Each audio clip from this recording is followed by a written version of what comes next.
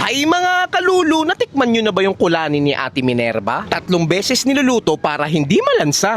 Pangatlong luto na po pagka piniprito na.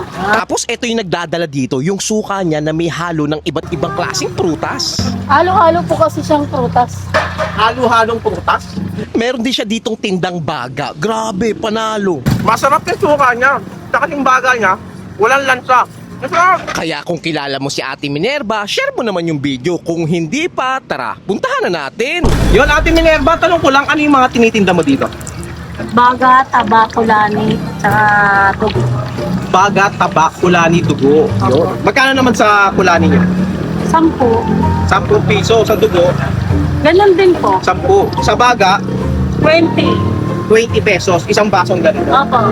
Ayun, grabe naman. Tanong ko lang, gano'n na kayo katagal dito nagtitinda? Ano pa, since 2019. 2019, may mga 7 taon na, no? Oo. Yung kulani, saan gawa yan? Ano? Ate Minerva, anong hayop? Ayaw, baboy lang po. Ah, baboy. Kulani ng baboy. Oo. Ayun, grabe naman. Ano yung pinapride lang siya?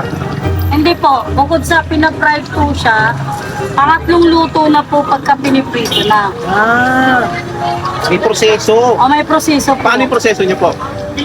Pwede ba secret? Ah, secret. Ah, bawal malaman. Secret. Okay, ganito na. At tuwing ano oras po kayo nag-open tsaka nagsasara dito? Ano eh. Hindi pare-parehas. Hindi pare-parehas. Mga ano lang, yung mga lagi nyo lang oras na nagbubukas siya. Mga 3 ng hapon. Hanggang ano oras kayo? 3. Minsan 8 to 9, pero pinakamano namin, 10. Hanggang 10 ng gabi. Hanggang 10, umaabot kayo. Okay. Saan po yung exact location nyo, Ate Minerva? Sa ano po, Asuncion Corner, Lacandula lang po. Yun. Dito lang sa Tondo, syempre. Opo, syempre. Ayun, grabe. Ito yung ano ni Ate Minerva. Ito yung kulani. Yan. May tubo rin siya, baga. Tapos may saba pa daw, no? Saan yung taba? Halo na po. Halo na siya sa kulani. Siyempre, dito yan sa may Tondo at daanan natin to. Kulani ni Ate Minerva. Grabe, di ba?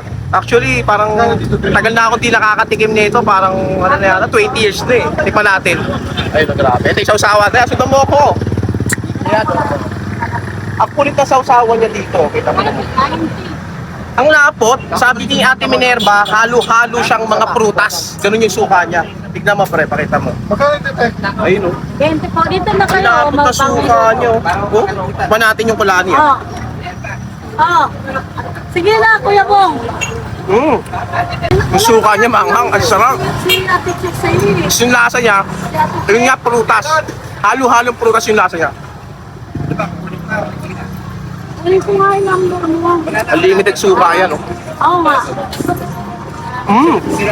Grabe. Iwan mo. Kung mahilig ka sa taba, Oh.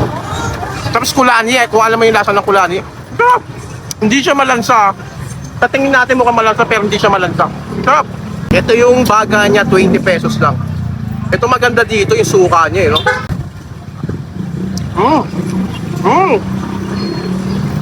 Masarap yung suka niya. Saka yung baga niya, walang lansa. Masarap. Magugustuhan mo to, promise. Ay mga kalulu, kung gusto nyo puntahan tong kulani ni Ate Minerva, dito ko na lang lalagay yung full address sa baba na sigurado mapapalulo ka sa sarap.